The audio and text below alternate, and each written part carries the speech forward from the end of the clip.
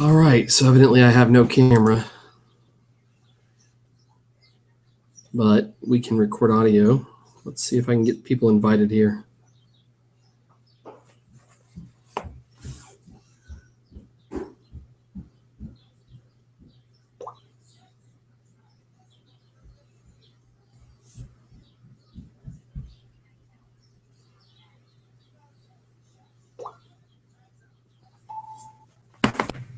There we go.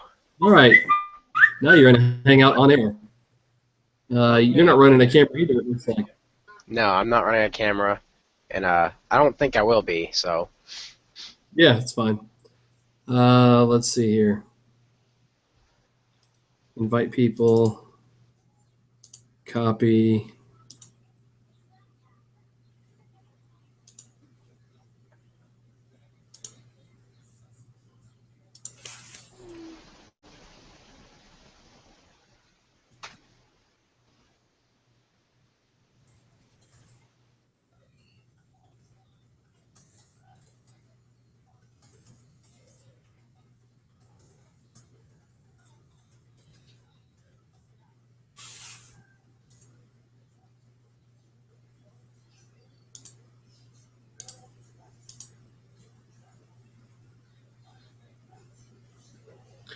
All right, so there's a link up on the Yeah. on the main page for B90X. All right. So have cool. you done? You caught up today? No, I will be honest with you. I have not really been up to the challenge, and I'm getting my Bible stuff here prepared right now. All right. Well, it's just fine. There were a couple other people I thought were coming. Well, we'll give it a few minutes. Here, let me go find my New American Standard. I'll be All right right. back.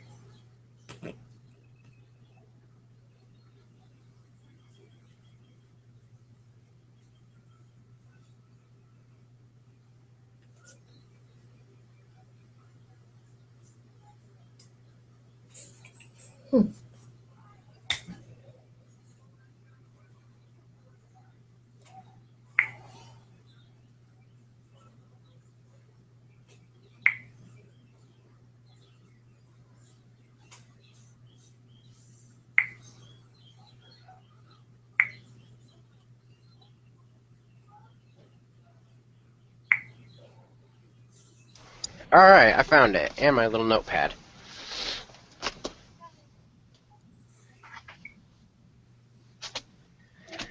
So we are in the challenge. We were supposed to be in about Exodus, right? That's a mistake. Yeah, we've so as of last night, we should have gotten through Exodus 35. Today, you're supposed to read 36 through Leviticus 6. So you're homeschooled, right? Yep. You got all the time in the world then, right? Well, I've been busy with I've been studying for my EMT, and I've been sick actually lately, and I was getting just enough energy to go to church last night with y'all. Well, glad you're able to be there with us. But I could have been reading my Bible more. We do family studies at home, but I had kind of forgotten about the challenge, to be honest. And so I should be more of a light unto the world in that way. But I do have my thoughts on the Genesis book. Good. I've gone over it several times before in the past. Well, we have Genesis and Exodus here. Yes. We go over it today. So 1/33 of the Bible. Yeah. That we'll go through here in just a minute. Well, where would you like to start, Dwight? Hold on, I'm still working on getting. There's at least one other person that wants to spectate, so I'm trying to get them in on the spectation. Oh, That's okay. the word.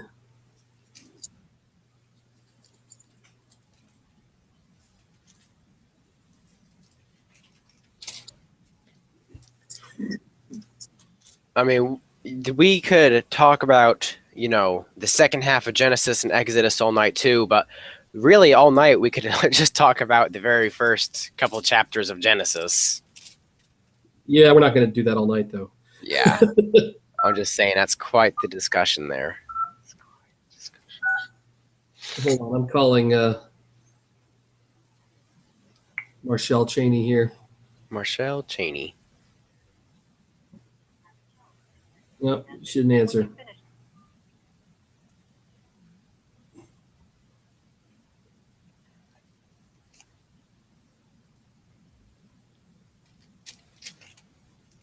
All right, well, the goal here is really just to kind of review what we've gone over, what Yeah. we've read, and to take out the important parts for us to Mhm. talk about those.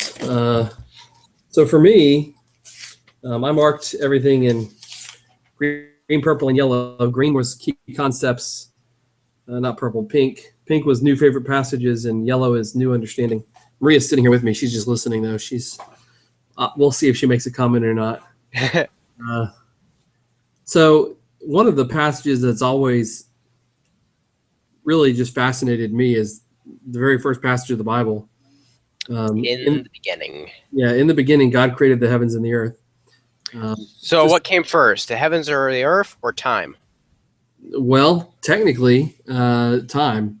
Time. So it would have to be time because this is the beginning of beginnings.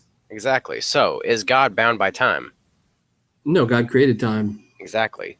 So if God's not bound by time, we get really philosophic and deep and can't really comprehend much of how creation might have been seen in God's eyes. Well, this would be a spoiler for later discussion down the road. But when you look at, especially the New Testament, we find that we are not something that's just like out of the blue. God said, "Hey, let's make some people today and create a planet and see if they'll follow us or not." Yeah. It was a much bigger plan formulated outside of time. So, So the notation of creation was still something that could be grasped. Like, it's hard to comprehend, when you subtract time, but obviously it was God. And I think in a couple chapters later it says us, referring to Jesus, the Holy Spirit, and God. Sure, that's in the first chapter, actually. Yeah.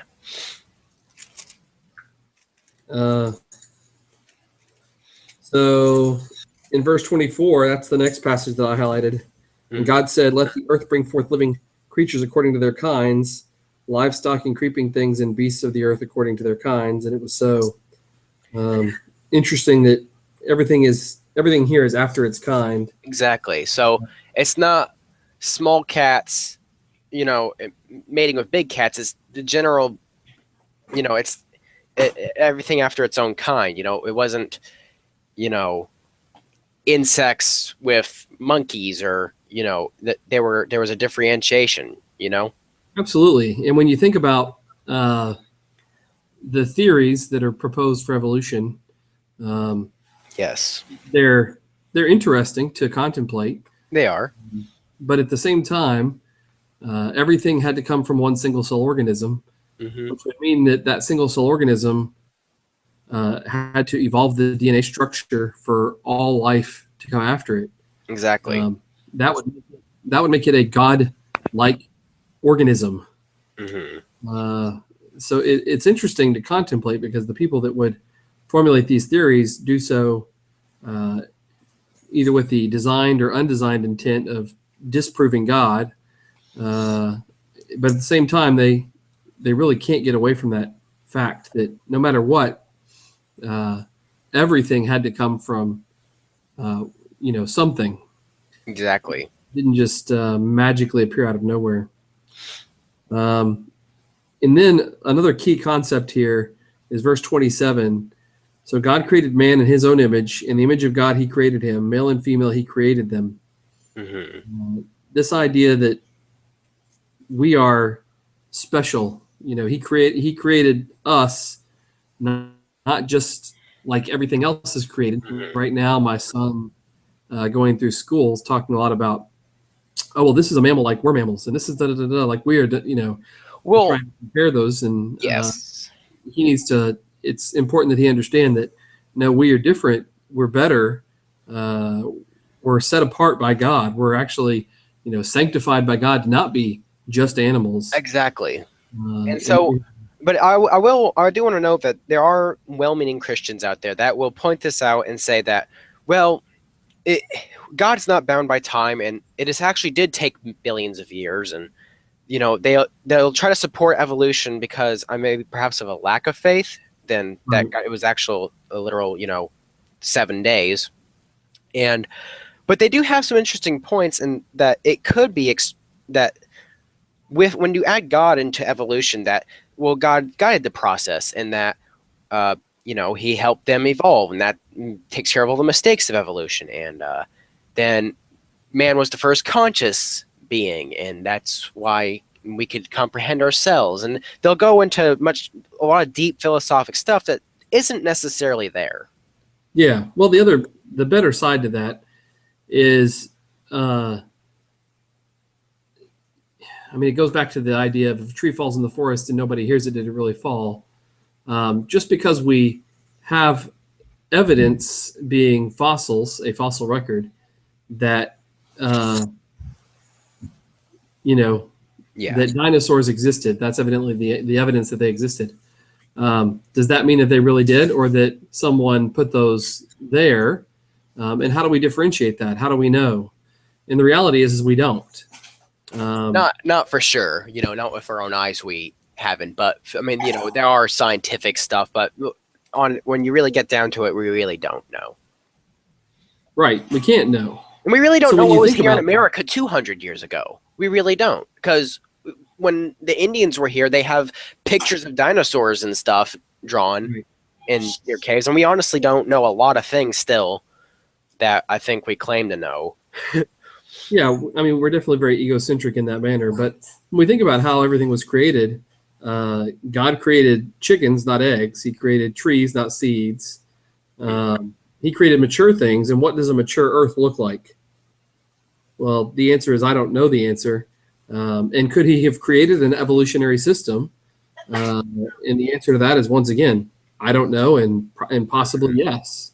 It is possible too, because the universe it appears to be infinite, or is just so incomprehensibly huge to us, and when we see stars light years away, well, when creation, young Earth creationists will argue, well, everything was made mature. Well, yeah, so you're putting time there where God isn't bound by time. Well, you're right, but at the same time, if I would say I'm a young Earth creationist. In other words, I believe that that the Earth is 6,000 to 10,000 years old, depending upon how long the Old Testament took. But was Adam, when he was created, an infant that was literally seconds old, or was he a full-grown man? And the answer is he was a full-grown man. So you're not putting time into it; you're putting a state of being into it. Really, this is true. This is true. We perceive that as time because we pass it that way. In other words, you didn't get to where you're at your age without time passing, but you also can't prove that you weren't blinked into existence 5 seconds ago. Yes. It's called last Thursdayism. Sure. I'm not sure about that one, but last Thursday. Can you honestly prove that not everything was born last Thursday? Everything was created last Thursday. And any excuse you make up is, well, that's because everything was created last Thursday. Yeah. That's what That's what the theory's called. Yeah. So there would be no way to know that. I do want to point out one thing though, and Sure. he creates, verse 28, God blessed them and said, be fruitful and multiply and fill the earth and subdue it and rule over the fish of the sea and over the birds of the sky and over every living thing that moves on earth. And back to the point you were saying earlier is that he made us human beings special from the beginning. That was his plan. Absolutely. I mean, over the time that he created, which was 7 days, it was all building up to one ultimate final ending, and that was the creation of mankind. I didn't really have anything in chapter 2, since that just kind of rehashes the creation of man and woman. I did highlight in chapter 3, in yellow, verse 3, you shall not eat of the fruit of the tree that is in the midst of the garden, neither shall you touch it lest you die. We often focus on, oh, well, they ate the fruit of the tree. Eve was dead as soon as she touched it. And, we don't, it's interesting when we go through what the Bible stories we teach our kids are, versus what the actual story is. We in some ways simplify them. Miss Michelle trying to get there. Yeah, I posted it. Hold on one sec. I posted a link for her on the B90. If she goes to the B90X community and clicks on week 1, how do I see? and then clicks on the, She doesn't- huh? Yeah, I know about that.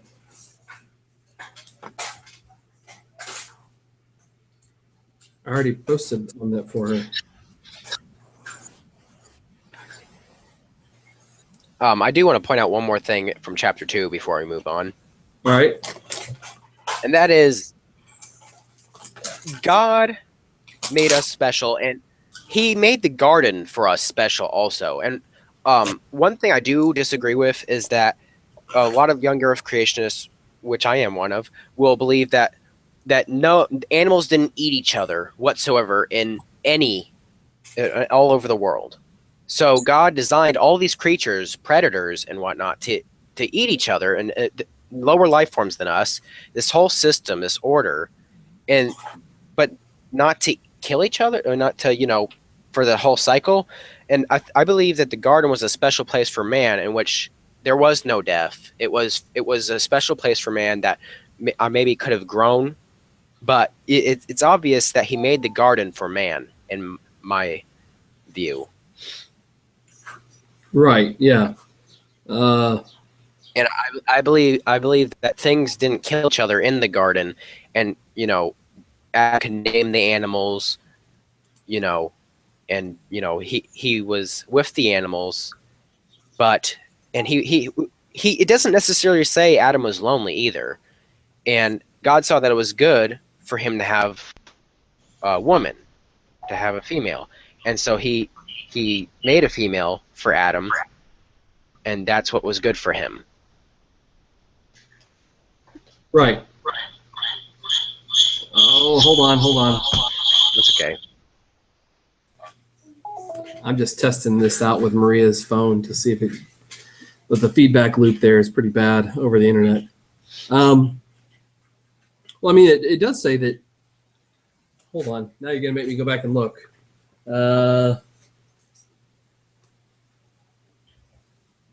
It does say that Adam did not have anybody like the animals did. Mm-hmm. The reason that he created Eve. Do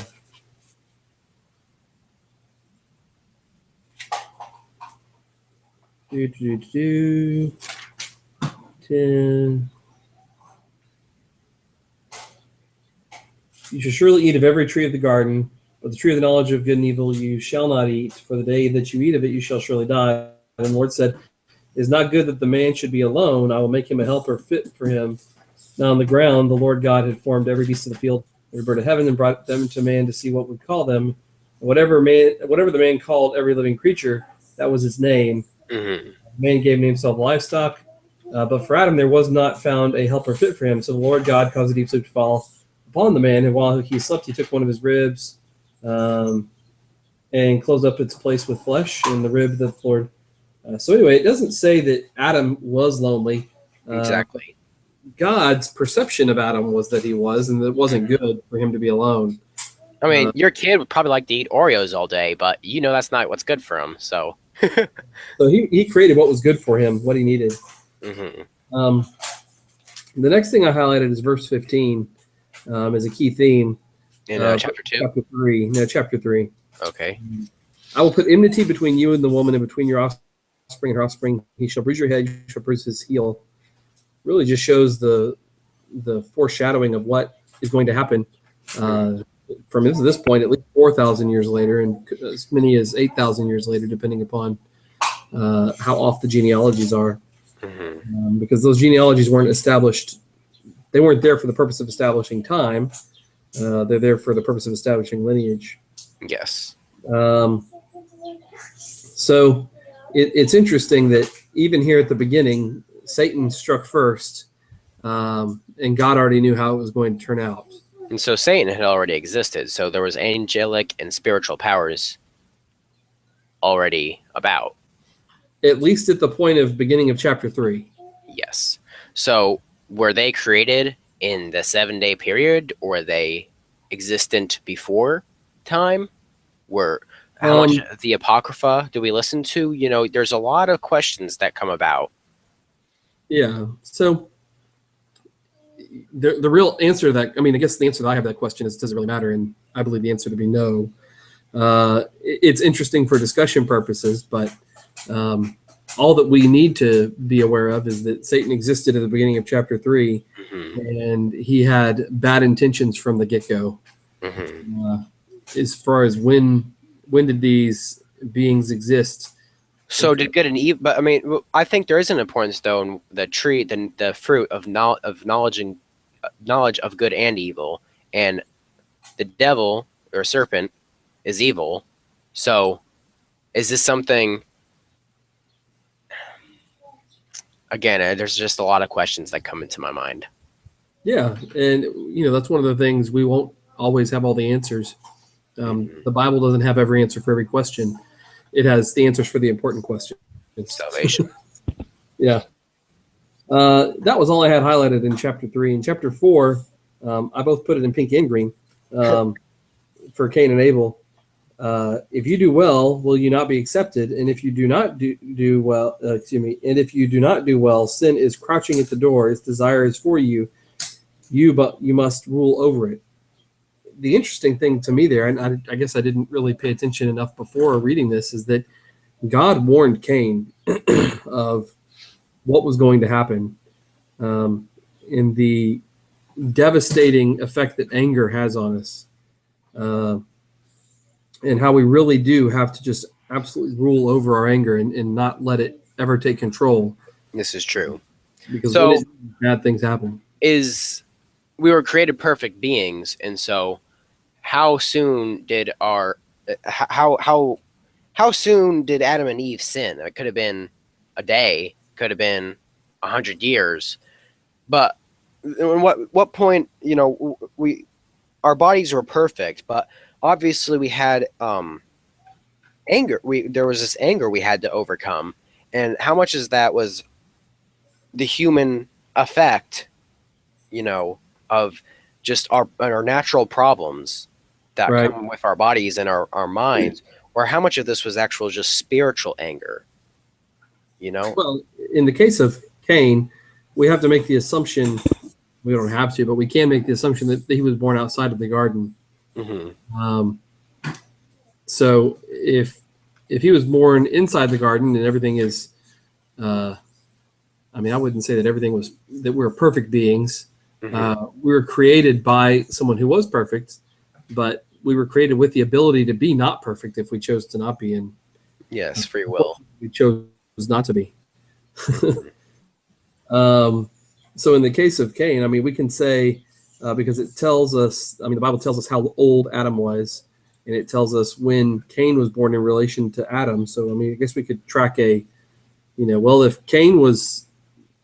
this happened the day after they left the garden, and they could have been in the garden X number of years. I guess we could really figure that out if we wanted to, but once again, we get back to Why would we? And there's Yeah. not a lot of point to it. It doesn't change what I believe about the Bible. Mhm. The next verse that I found interesting was verse 26. To Seth also a son was born, and he called his name Enosh. At that time, people began to call upon the name of the Lord. It's interesting that before they had walked with God, they had talked with God, but nobody up until this point had called on his name. It also goes back to that idea of the covenants, the patriarchal covenant being that God spoke to families through the fathers of the families. So That's an interesting point. That's Yeah. an interesting point. But up until this point, up until Seth is a father, does God really do other people start to talk to God? So before this, we have Adam and Eve, we have Cain talking to God, or God talking at least directly to Cain. Well, I guess we see Cain talking back after he murders his brother. Mhm. But it's not until Seth becomes a patriarch himself that we see this idea that other people calling on the name of the Lord. And what translation are you using? I use English Standard Version. Okay, I'm using the New American Standard, and it says, "Then men began to call upon the name of the Lord," but "men" is actually an added word there. Yeah, and the English Standard doesn't make any differentiation on added words. It just says people. But even if it says at that time began to call upon the name of the Lord, that would imply that Seth began to call upon the name of the Lord. Yeah. So people, Seth, it would be one and the same. Mhm. I have the next verse highlighted as a theme verse, verse 1. This is the book of the generation of Adam. When God created man, he made him in the likeness of God. Male and female he created them, and he blessed them and named them man when they were created. When Adam had lived 130 years, he fathered a son in his own likeness after his image and named him Seth. Mhm. So we know that the Garden of Eden couldn't have lasted more than 130 years. Yes, And really, most likely, it lasted a lot less than 130 years because probably. Seth was the third offspring. Adam and Cain and Abel were the first two. So, Mhm. we could say we know Adam by the very next verse lived to be 130 years old. So there was Don taught about this. So I'm using his words here, but the priest, the Catholic priest that figured out how old the earth was, did it based upon these types of ages, not really realizing that in some cases generations were just left out because they weren't important. So it's interesting to note that even though people like to say, "Oh, the Earth's only 6,000 years old," that we really don't know exactly how old it is, but Yes, we know it's probably less than about 20,000 years at the most. It's yeah. no more than 20,000 at the Yeah. very most. But the interesting thing in verse 5 there, in the theme, once again, just demonstrating Genesis, really, in my opinion, is a book about how much God loves us. He's demonstrating here how much he loves us and that he created us in his own image. And it's also kind of he compares what we do whenever we reproduce to what God did. Verse 3, when Adam had lived 130 years, he fathered a son in his own likeness after his image and named him Seth. It uses that same terminology for how God views us as his children, because that's what Seth and Adam, their relationship would have been, father to child. Yeah, and and so that same way of speaking, like you said, it really does mirror how God is like a father to us, and how we can relate to God as a father through our own fathers. Absolutely. I mean, Have you noticed too also that Satan seems to attack fatherhood a lot in societies throughout history? it is the easiest thing to break down. Once you have the leader out of the way, Yeah. the rest tends to fall very easily. And yeah, I'm not a big fan of the constant attack on fatherhood. I resent it from our government, and it's it's just something that needs to go away. Yeah. We should be built. That's actually, believe it or not, one of my favorite things about Barack Obama is the programs that he has established to really start building up fatherhood again. Because no president before him did that, not in my lifetime, where he really emphasized government programs to support fatherhood rather than government programs that would eliminate the need for a father by providing welfare handouts. Correct. That's something that I was thinking about too. Me and my dad were discussing, and that's definitely one of the pluses of having Obama in our president. It's one of the good things he's definitely done. I agree. Yeah. Chapter 6, verse 6. And the Lord regretted that he had made man on the earth, and it grieved him to his heart. There's times, I won't say that there's any time where my children have ever disappointed me to the point that I wish that I hadn't had them. But there are definitely times in the same father-children type environment where they mess up and they mess up big, and you're just very disappointed in them. And it's interesting here that it didn't take long for man to fall and fall far to the point where the man didn't even really know God anymore. I mean, at the end of chapter 4, people are calling on the name of the Lord for the first time, and by the beginning of chapter 6, they don't even really know who he is anymore. That's something that's puzzled me too, is that God obviously has some strong feelings here. So though not bound by time, he wanted to destroy his creation at this point in time. Yeah, and we'll see throughout the readings that it really doesn't change. There's multiple times he wants to destroy his nation in Israel. In Exodus, we'll read about it. It's very interesting. Verse 11 of chapter 6. I'm in chapter 7 now. Oh, okay. Something new that I guess I really didn't realize is how long Noah was on that boat. In the 600th year of Noah's life, in the second month, on the 17th day of the month.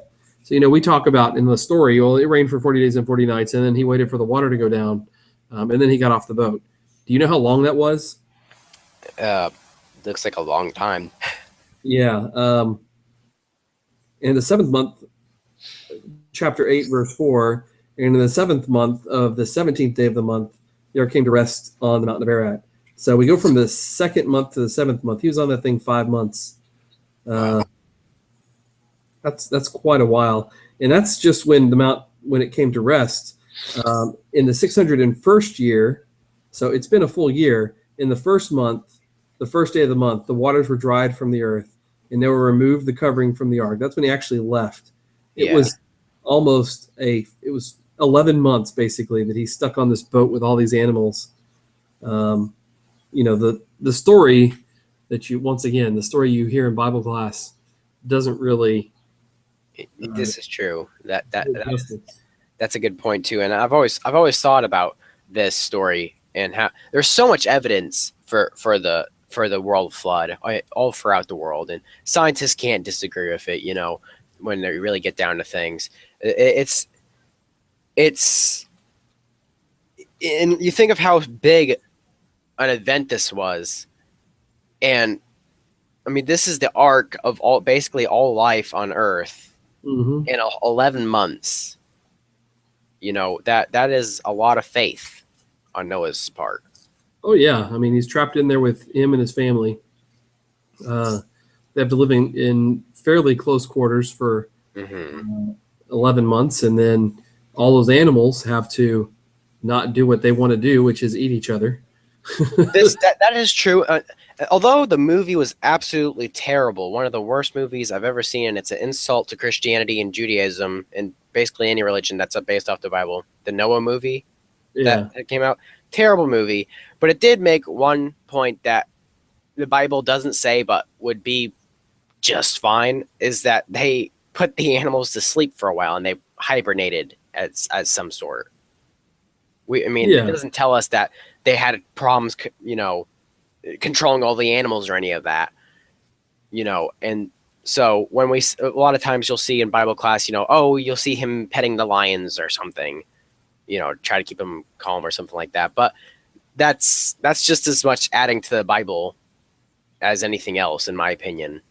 Yeah, I mean, for all we know, they had the lions caged up, and the elephants, the hyenas on the other side of the ark from the elephants. They didn't know they were there. Well, we don't really know. Yeah. Um, And also, we want to take into consideration the different kinds of animals. He didn't bring every single tabby cat in the world. yeah, He probably brought a generic, a house cat. a house cat, and I'm not even sure he brought two of those. large cat. Small cats and large cats are different kinds of animals. They can't breed with each other. Yeah, And he probably didn't bring every single form of lizard, and he brought two of every kind. And if you think about that and the size of the ark, it really makes sense that he could bring two of every kind of animal. And Well, the other thing to consider, people look at dogs and they say, well, look at all these dogs. They're all different breeds, and there's so many different breeds. That's man's doing. Man has taken the dog, and the more purebred the dog you have, the more genetically deficient it is because it doesn't have a broad gene pool. The best dog you could really have is a mutt. Yes. Because we have taken the dog and manipulated it to where we now have dachshunds and we have Great Danes and we have all these different types of dogs that can mate because they all come from the same basic dog. Yep. So anyway, after they got off the ark in chapter 9, it's the kind of theme there was I found in verse 6. Whoever sheds the blood of man, by man shall his blood be shed, for God made man in his own image. It goes back to that idea that, this is how much God loves us, and he's reminding them again, look, even though I wanted to kill every single one of you, I really didn't, because you are made after my image, and I would like for you to go and prove that. Yeah. So for me, there really wasn't anything major to happen in chapter 10. It's the descendants of Noah. There's not any real major themes there. Well, this is a public discussion, correct? Yeah. Anybody? All right, well, I do want to point out one thing then, because I've had discussions with people over the matter, and that they'll be turned off by the inbreeding that would have to take place after they came off the ark. But I always remind them that they were, they had a stronger gene pool. They could mate with each other. It was different. The law was different back then. God's law was different back then. There is little gene problems in marrying your first cousin. Yeah. Now, marrying your sister, that's an issue. But at the point where you have the genome diversity, and you must remember also that with Noah's sons came their wives, which brought separate gene pools also into the mix. I mean, this is kind of one of the strongest arguments against Joseph Smith and Mormonism, really. Yes, it's true. Is Noah in the ark, because they believe that black people have Joseph Smith propagated the idea that black people have the curse of Cain. Well, all of Cain's descendants, 100% of them were wiped out in the flood, as far as we can tell. Maybe one of the wives of one of the sons could have been, but there's no way to know that. Yeah. So anyway, moving on to chapter 12. Hold on one sec. Okay. There was something interesting that I found in the Tower of Babel story. And, that is the idea that God was upset with the people. That's not a concept that you read in the Bible. He did confuse their languages, but nowhere does it say that he was upset with them for what they had done. He just says in verse 6, and the Lord said, behold, they are verse 6, and behold, they are one people, and they have all one language, and this is only the beginning of what they will do, and nothing that they can propose to do will now be impossible for them. Come, let us go down, and they're confused their language, so that they may not understand one another's speech. So the Lord dispersed them from there over the face of all the earth, and they built, and they left off building the city. So we don't. It's adding two things for us to say, oh, well, God was angry with the people, so he confused their languages. We don't know that. All we know is that God didn't approve of what they were doing, and he put a stop to it. And he could have seen the greater good in splitting up the people throughout the world, and that could have been a part of ultimately of his plan. So I would have to agree that we can't necessarily say that he was angry with them and that was a form of punishment. Yeah, we don't know why he decided to change the language, except for what it says there, that they would be able to do anything according to him. So That's a good point. in chapter 12, verse 1, we really have the beginning, verses 1, 2, and 3, the beginning of the Abrahamic covenant. Now the Lord said to Abram, "Go from your country and your kindred and your father's house to the land that I will show you, and I will make you a great nation, and I will bless you and make your name great, that you will be a blessing. I will bless those who bless you, and him who dishonors you I will curse, and in you all the families of the earth shall be blessed." So we really have, if you think about the beginning of the Abrahamic covenant, right there is where it starts, and he's told to leave everything, which just takes a tremendous amount of faith. I mean, to say to someone, "Hey, it's drop everything and leave what you know, and trust me, I'll take care of you." You got to have a lot of faith in whoever that is to do that. It's always puzzled me how people can directly talk with God in the Old Testament and still require so much faith on these matters. I mean, maybe it's just a personal thing with me, but if God were to personally come down with me, I'd be just like, I don't know if I would actually be like this, but I would just imagine me jumping on my feet and get into it, One would hope, right? But apparently, you go throughout all of the Old Testament and they have direct contact with God. And perhaps they took him for granted. I'm not sure, but that is something that's always puzzled me. Well, I mean, we'll get to it later in Exodus. They had just been delivered across the Red Sea. They get down to Mount Sinai, and because Moses is gone for 40 days and 40 nights, they create, and it wasn't even that long.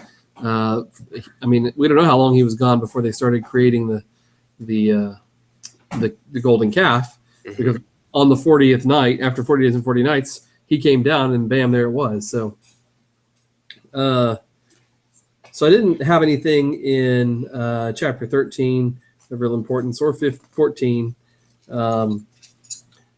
It is of some note. The order of Melchizedek is formed in chapter 14, verse 17. After his return from the defeat of Chedorlaomer and the kings who were with him, the king of Sodom went to meet him at the valley of Sheba. That is the king's valley. And Melchizedek, king of Salem, brought out bread and wine. He was priest of God Most High.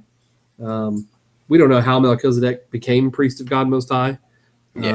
But it does go back to that idea of you have the patriarchal covenants in place here, and Melchizedek evidently was one of those patriarchs who was also a priest, because it's Melchizedek that blesses Abraham. Blessed be Abram by God Most High, possessor of heaven and earth, and blessed be God Most High, who has delivered your enemies into your hand. So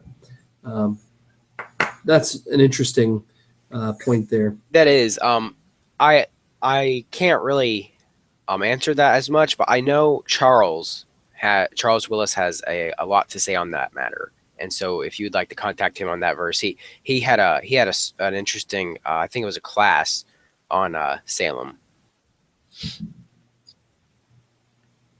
On the king Melchizedek and the king of Salem. Yeah, he had a lot to say on that matter. Oh, okay. We'll have to have him over for a meeting and have him. Yeah. In chapter 15, starting in verse 13, then the Lord said to Abram, "Know for certain that your offspring will be sojourners in a land that is not theirs, and will be servants there, and they will be afflicted for 400 years. But I will bring judgment on the nation that they serve, and afterward they shall come out with great possessions. As for you, you shall go to your fathers in peace.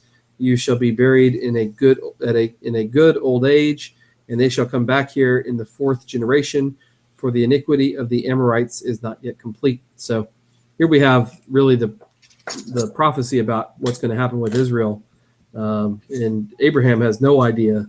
Abram at this point, I mean, he's not even Abraham yet.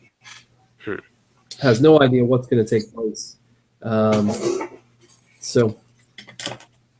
It's just when you think about how God operates outside of time, prophecy is easy when you can do that, I imagine. But for us, we can't see what's going to happen in the next 5 minutes. So I really didn't get anything else until chapter 18, verse 14. And that's just really kind of a very important point that God makes there. Is anything too hard for the Lord? At the appointed time, I will return to you about this time next year, and Sarah shall have a son. So thinking about a woman who's well beyond her childbearing years. What verse is that? That's chapter 18, verse 14. Verse 14. Yeah. Is anything too hard for the Lord? He asked the question. Yeah. And that's Abraham asking the question to Sarah.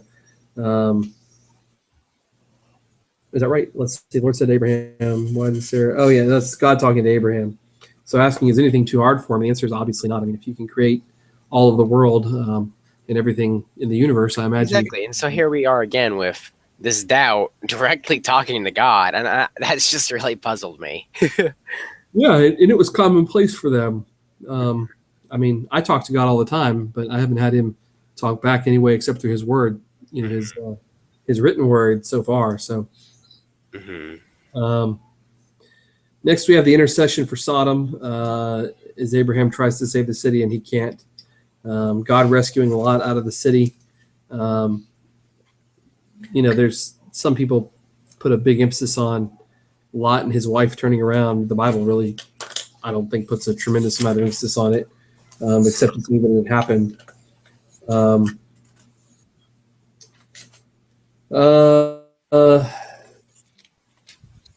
I must have done, so I did a lot of my reading by actually listening, so I don't have any highlighting. I must have listened to the next few chapters. Listened? I don't know how you could do that, but okay. Oh, I have an audio Bible. I mean, I just listen. Oh, really? You can Yeah. do it? Oh, wow. So if you have Amazon Prime, you can get at least the English Standard Version of the Bible for free. You might even just be able to download it for free off Amazon Music. Yeah. So I mean, I couldn't just listen to scripture reading for that long, and maybe I could write down notes still, but that I might try that sometime. yeah, well, that's what Marie and I ended up doing. We got behind one day, and instead of reading to catch up, we sat and listened to somebody else read it to us. It's an interesting production because it's not. It is a production, so they have things like music in the background and different voices. They have voice actors in there that are okay. Acting out the actual reading, which is beneficial in some ways. I mean, it's just the same thing as just reading it out to your kids. You're not going to use the same voice for Abraham as you are going to Sarah. Well, I don't know. I might. Might have Maria read the Sarah parts. I don't know. Yeah, we don't know. It's interesting the Jacob story and what he goes through to get his wife or his wives, and then he's so worried about Esau because of what he did to Esau before he left. It really kind of struck me about how time heals all wounds, and even when we have poor relationships with people in the past, just not being near them can help in some ways to fix those. And that's what happens with Jacob and Esau. Even though he stole, Jacob stole Esau's future, Esau still was able to forgive him. But Jacob, buried with guilt over what he had done, was just incredibly anxious about meeting with Esau. Went so far as to split up his house into two separate camps so that, in the event that Esau attacked the one camp, at least half of his house could get away. At least half of my wife, one wife and child and all their children can get away. It's pretty paranoid. Yeah. I mean, and that's what we do to ourselves a lot of times with guilt and, things. We build it up in our heads bigger than it is when we should just face it. And once he finally faced it, he was embraced with open arms. Esau was happy to see him. But if you think about it, I know a lot of people, they with guilt, they self-destruct. And so while he's preparing more for for Esau to come, it's almost self-destructive. How he's so paranoid about it. I mean, obviously, splitting your home up in two is going to be bring some problems. Yeah, hold on one sec. I'm responding to somebody who's texting me. Okay.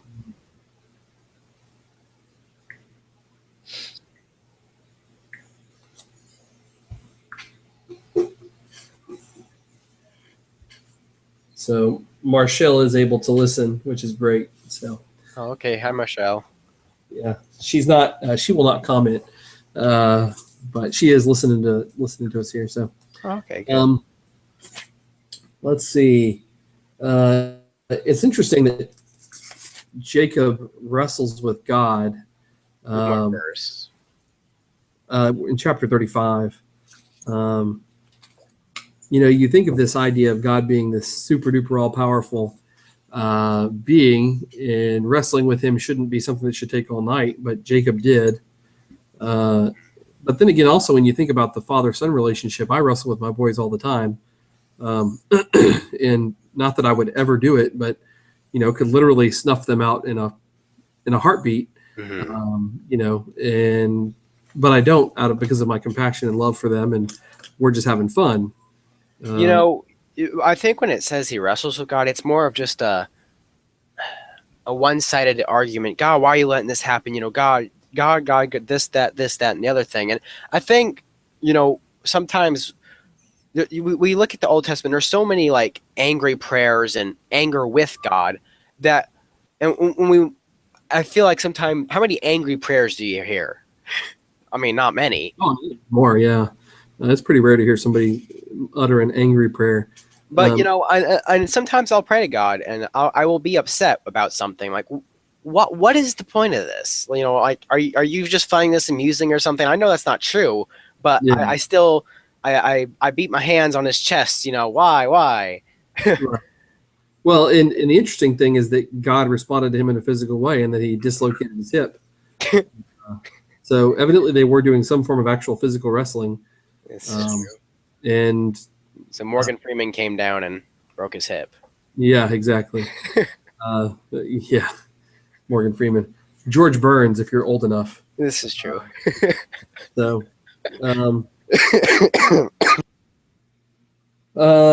so next you have really the next big major occurrence is Joseph's dreams, which ended up getting him sold into slavery.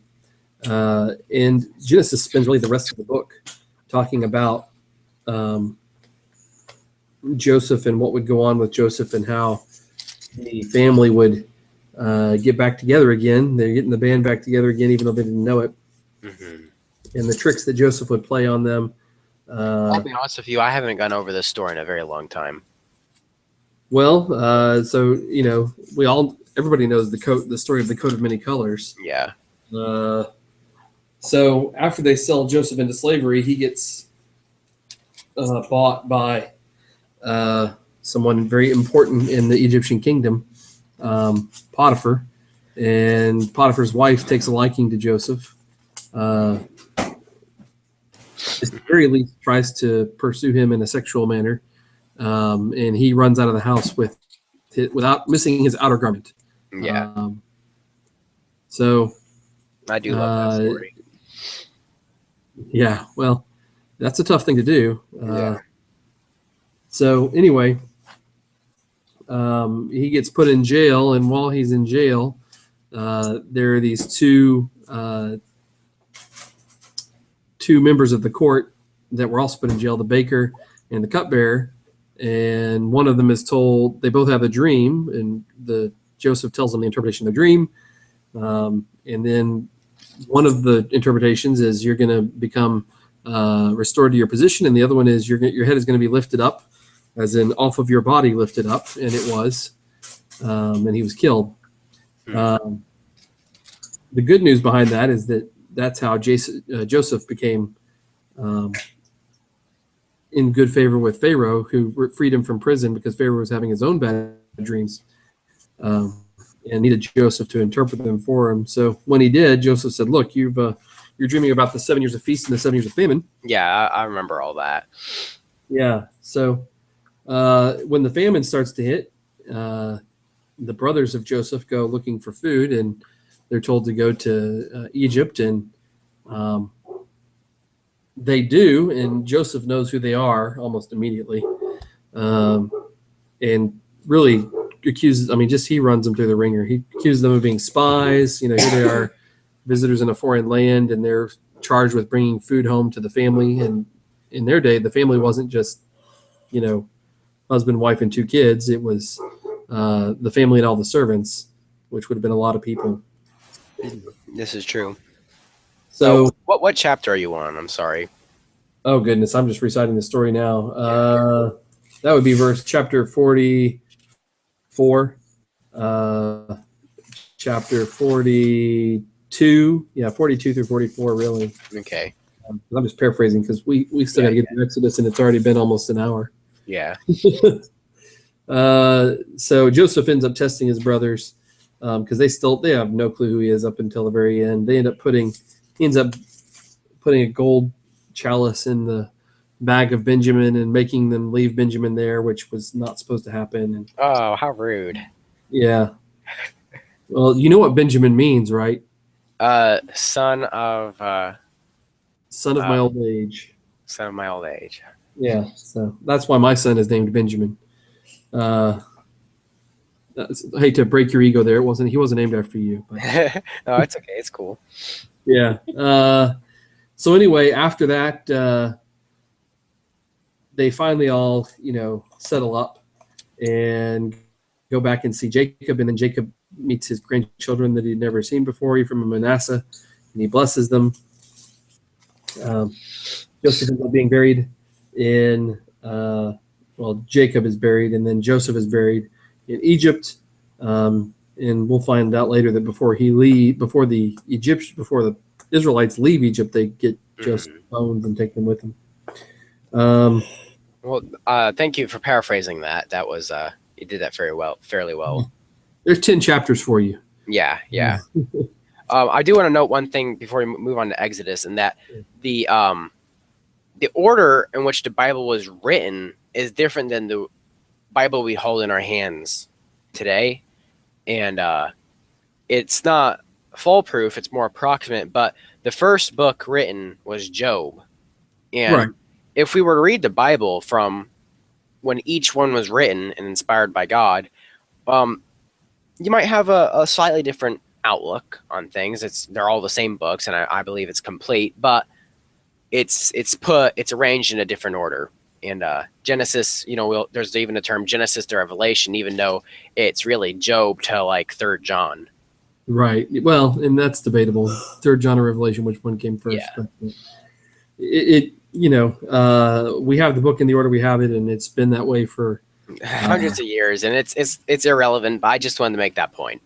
for 1,000 years. It's probably not going to be changed. There are people out there that have rearranged the chapters so that they could arrange it that way. So, all right, we're only going to do through chapter 35 here, or 34, because 35 through Leviticus 6 was today's reading. So Okay. we'll cover that next week. All right, so chapter 1 of Exodus, I listened to a lot of this because I ended up not having the time to do all the reading that I wanted to. But it's interesting how Israel was very good at filling God's command of be fruitful and multiply, to the point that the pharaohs forgot who the Israelites were and ended up enslaving them. And it came to the point where they were afraid because they were so numerous that they decided to kill all the firstborn males. But there's a funny thing about women. They tend to not like to kill babies for the most part. That's a good thing. and they resisted, which was good. And that's really what allowed Moses to be born. Moses had an interesting upbringing in the house of Pharaoh. And if you haven't have you seen Exodus, Gods and Kings? No, but I hear it's an okay movie. It's not all that biblical, but yeah, I've heard of it, and I've seen some movie clips on YouTube of it. It is. It does an interesting job of interpreting Exodus. Really, Exodus chapter two until they flee Egypt. And it doesn't do a poor job at all, I don't believe, of portraying neither Moses nor God. They have God as a child, and they make Moses look a little crazy because he's talking to something that no one else can see. But we don't know for sure. I mean, it's an interpretation, is what it is. It's worth seeing if you can, see it relatively inexpensively, probably. Yeah, I'll give that a try. Yeah, it's interesting with the burning bush. You have a fire, and fire is designed to consume. Whenever we are, yet, I don't know. I've always found fire to be very inspiring, and Moses was inspired by this fire that did not consume, but instead just shone brightly. And whenever I think about the current state of marriage in our country, one of the big problems that we have is that their fire for their marriages is brighter than the fire that we have for Jesus. And I don't know that we would be in the same position if instead of trying to legislate morality, we inspired morality instead by our own actions and words. Well, I'm not yet married, so I don't really have much to say on that, but I do see your point. Well, God inspired Moses with this fire from the bush that would not burn. So yeah, it's interesting. In the movie Exodus, Gods and Kings, chapter 3, verse 14. That's quoted directly in the movie. I am who I am. I am who I am. And when I heard that, I was very impressed. I was surprised that they would put that section in, and that they would let it be that declarative. Just I am. That's it, really. But the thing is, he is. Right. He is. Now there are typically people who believe in old Earth creationism might even say that God doesn't exist in our realm of existence. He just is. And if he is, that means he does exist in our realm of existence. Well, if he created existence itself, and again, irrelevant, all that, philosophic, okay. But I think God says, I am who I am for a reason. Oh, yeah. I mean, it's definitely the idea of being so big that you really can't understand who I am. Mm-hmm. Just know that I am. I mean, it's kind of an all-encompassing statement. Anyway, moving on, Moses goes back to Egypt and tries to secure the release of the people. Of course, the Pharaoh says, no, I'm not going to give up all of my workforce. What reasonable king would? So then we have the plagues. Those are fairly self-explanatory about what the plagues are. The interesting thing about the plagues is that if you tie them, they can be tied directly to the Egyptian gods, and each one showing a superiority, over specific Egyptian gods. So it's interesting because who was Pharaoh? Who was Pharaoh? Yeah, Pharaoh was a god to the Egyptians. Yeah. So every plague shows that God is more powerful than one of the Egyptian gods, including the final plague, taking the firstborn, which would have been the next Pharaoh. So he literally killed their next god whenever he killed the firstborn of all the house of Egypt. That's a pretty significant point when you think about man-made gods versus, the Lord God Almighty. Mm-hmm. Because it's very easy for him to establish his superiority when it comes to things like that. So after that, you have the grieving Pharaoh who basically tells them to get out and take anything you can with you, and they do. So just like How big of a part do you think, though, the angel of death? Because he withstands all this, and then the angel of death comes and kills all the firstborn, and Pharaoh just seems to have this sudden switch, if you will, this change in the way he thinks. I mean, it wasn't the first time that he had said that they could go. It's just before he had recanted. Mm-hmm. So I wouldn't say it was a sudden change. I think he was finally done. Yeah. The atrocities of the war, so to speak, had gotten too great, and he wasn't willing to fight anymore. Mm-hmm. You were young still, and that's not to say that you haven't experienced tragedy in your life. Yeah. And I don't know everything that you've been through, but Yeah. I can tell you that when real tragedy hits, your will to fight becomes greatly diminished. I don't think I've really felt tragedy yet. I lost a cat, and I was lonely, but that's it. I don't really think I've really felt tragedy before.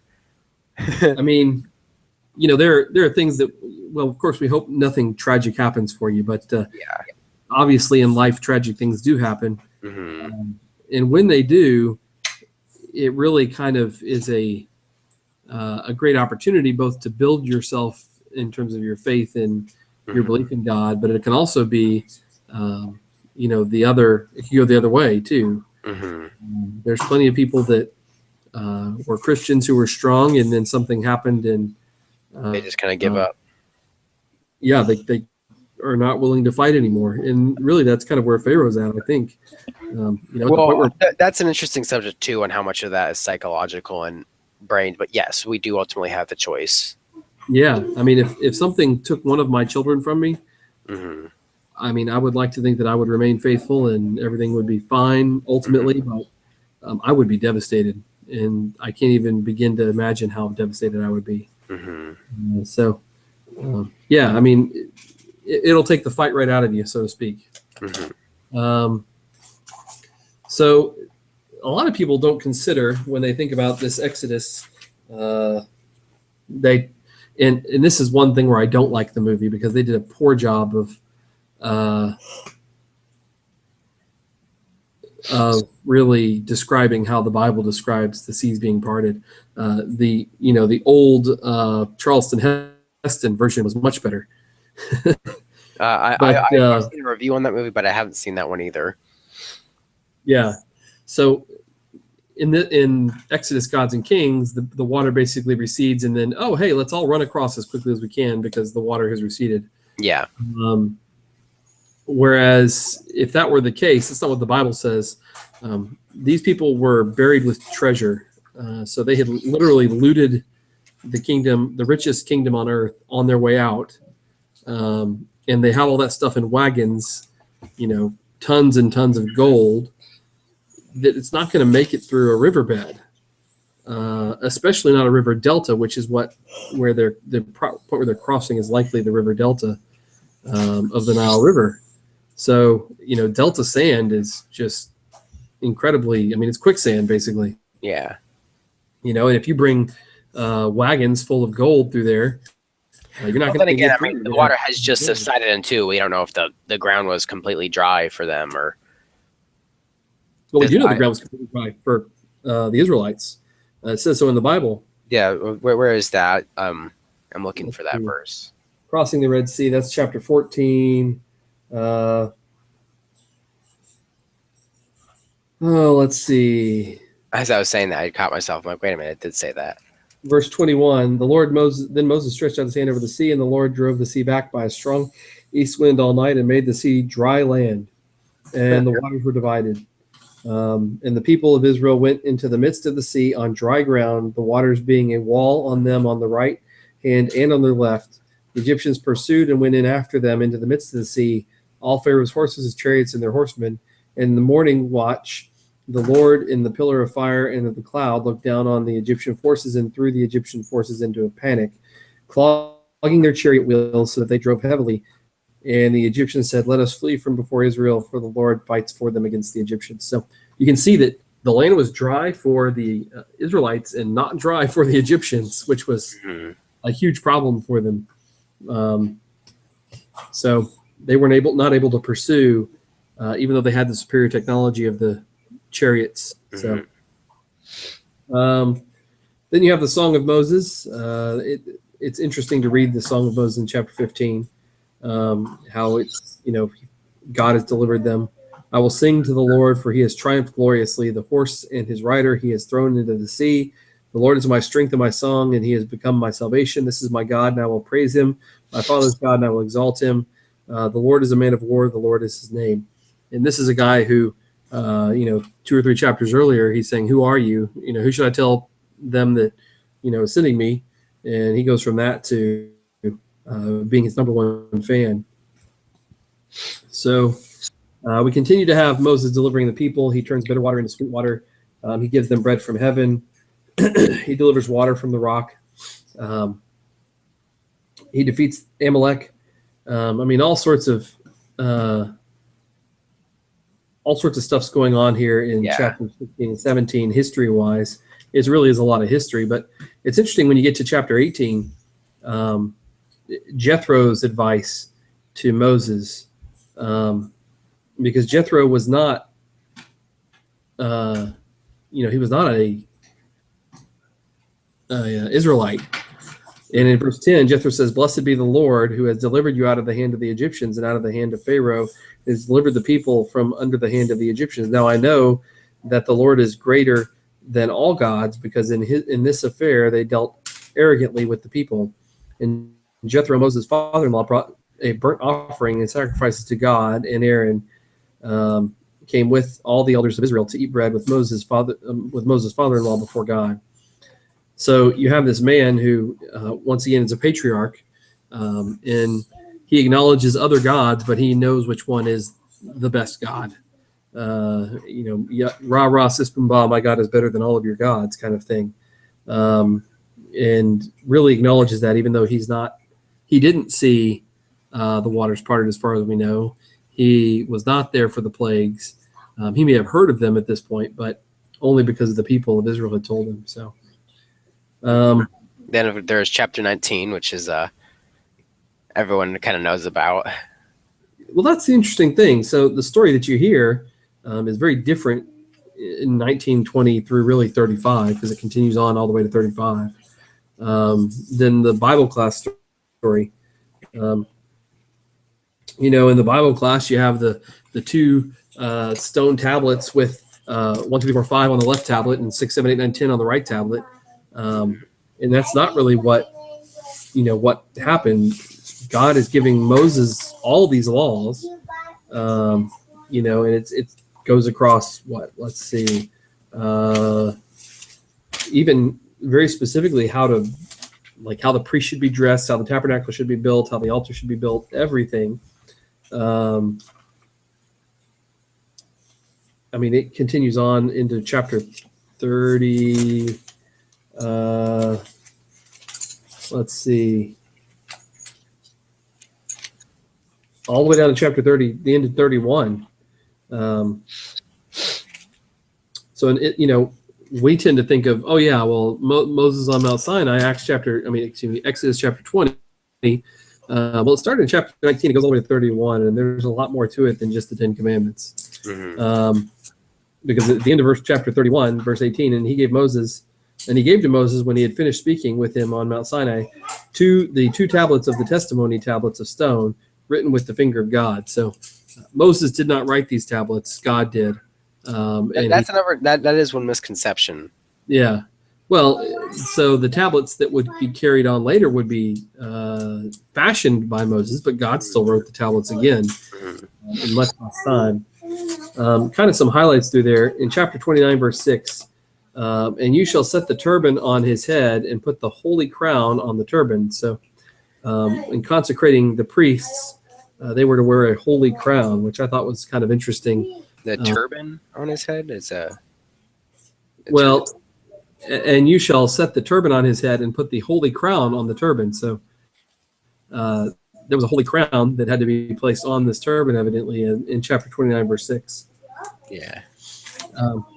In chapter 31, starting in kind of the middle of verse 6, and I have given to all able men ability, that they may make all that I have commanded you, the tent of meeting and the ark of the testimony and the mercy seat that is on it, and all the furnishings of the tent and the table and its utensils and the pure lampstand with all its utensils and the altar of incense and the altar of burnt offering with all of its utensils and the basins and its stand and the finely worked garments, the holy garments for Aaron the priest and the garments of his sons for their service as priests, and the anointing oil and the fragrant incense for the holy place according to all that I've commanded you they shall do. These are all like high level trade skill things that are supposed to be perfectly crafted. And God just bestowed the knowledge on the people on how to do this, because these were slaves, 10 chapters ago. So let's just hope they're taking notes. Well, yeah, the idea here really is that because God gave it to them, they wouldn't even need to take notes. They were naturally good at it. And then continuing on, verse 12, this is really more of a key concept. And the Lord said to Moses, you are to speak to the people, and this is chapter 31, verse 12. You are to speak to the people of Israel and say, hey, boys, go upstairs. Go upstairs, boys. Above all, you shall keep my Sabbaths, for this is a sign between me and you throughout your generations, that you may know that I, the Lord, sanctify you. You shall keep the Sabbath because it is holy for you. Everyone who profanes it shall be put to death. Whoever does any work on it, that soul shall be cut off from among his people. So the idea of setting aside time for God, a concept that's not new to the New Testament. It's something that's very old. And they didn't get to say, well, boy, I would really rather have ramen noodles instead of unleavened bread. They had to follow the commands of God for how he wanted to be worshipped. Chapter 32, there were some things that I did not realize that we definitely don't tell children whenever we go over these stories. Chapter 32. In chapter 32 about the golden calf. In verse 20, he took the calf that they had made and burned it with fire and ground it to powder and scattered it on the water and made the people of Israel drink it. Oh, well, there you go. Yeah, we're doing Exodus into 34. So, they had to literally drink their mistake. I would imagine that would leave quite an impression. And then in verse 27, and he said to them, thus says the Lord God of Israel, put your sword on your side, each of you. This is to the tribe of Levi, the young men of the tribe of Levi, and go to and fro from gate to gate throughout the camp, and each of you kill his brother and his companion and his neighbor. And the sons of Levi did according to the word of Moses. And that day about 3,000 men of the people fell. So they paid a pretty heavy price for that golden calf. It wasn't just, oh, you terrible Israelites, you've already abandoned me. Yeah, that's some pretty serious stuff right there. Yeah, to be told to go kill your brother because you've done this bad thing. And then in verse 35, then the Lord sent a plague on the people because they made the calf, the one that Aaron made. So they're just all kinds of paying for this mistake that they made. Verse 10 of chapter 33, and when all the people saw the pillar of clouds standing at the entrance of the tent, all the people would rise up and worship each at his tent door. Thus the Lord used to speak to Moses face to face as a man speaks to his friend. Interesting here that there's definitely a time between, it wasn't just Moses came down, saw the golden calf, and then went back up and got new tablets. There is a definite span of time where they're just sitting at the base of this mountain, and the people have a change of heart. And you can see that there in chapter 33, verse 10. Moving to chapter 34. Yeah, and I can read some verses too if you want. Oh, it's okay. We're just about done now. I found it interesting in chapter 34, verse 26. The best of the first fruits of your ground you shall bring to the house of the Lord your God. You shall not boil a young goat in its mother's milk. Not the part about boiling the goat in its mother's milk, but offering your first fruits. That's something that today we have a very hard time doing because the government takes our first fruits. It doesn't allow us to really do that anymore. Wait, what are you saying? Well, when you get a paycheck, your paycheck comes with the taxes already taken out of it. Yeah. So you had to pay God first, not pay God, but pay the government first before you ever give God his portion. So yeah, I mean, you're right. It's just kind of like, oh, it's already been subtracted. They just already assume that. Whereas with this, they're willingly giving it up. Yeah, they have to give up their first portion. I mean, This is the true. very first earnings they give to God, and that's something that I think is important for us to realize. And then it ends chapter 34. That's where we'll end with the shining face of Moses because of his going to talk to God at the tent of meeting. Every time he does, his face is shining so brightly that the people really don't want to look at him. They're scared of him. So he wears a veil until he goes in and talks to God, where he removes the veil to talk to God. So he very different relationship with God than what we have. But at the same time, it's one that is a very good relationship, which is good. So, all right. That was good. That was good. I'm definitely going to continue now from here and read every day the assigned reading schedule. I'm definitely going to do that now. Well, now for the next week, we'll be reading, today is 35 through Leviticus chapter 6. Pick up on the schedule from there. So I would recommend you get with these younger folks at Woodlands and introduce them to Google Plus. Ask their parents if they have a computer, and let's definitely get some more of these younger folks into this conversation. Yeah, we need to get a lot of people in. We can get more than just young people in, old people too. I know there's some of the older folks that are doing the reading with us. They've talked to me after church and whatnot. So, all right. Yeah. So anyway, all right. Well, have a good evening. It was good talking with you and reviewing this stuff. And hopefully we'll talk to you very soon. All right. Hey, man, that was nice. All right. Thanks. All right. See you, dude. Bye.